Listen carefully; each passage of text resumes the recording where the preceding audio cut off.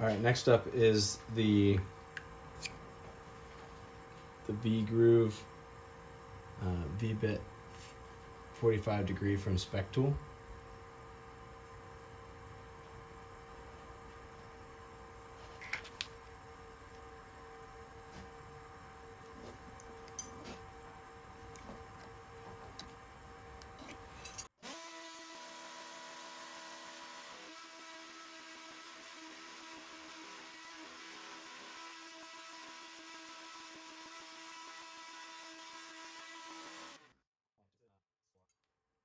That was so loud.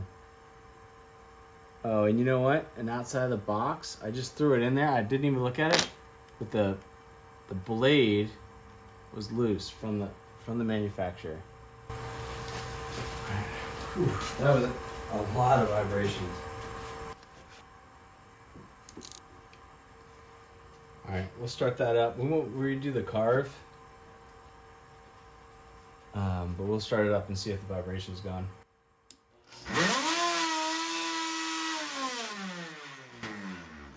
No, it's not. That is very much, that's off-centered. It just doesn't spin right. It puts a ton of vibration all the way through this machine. I am not too happy about that one.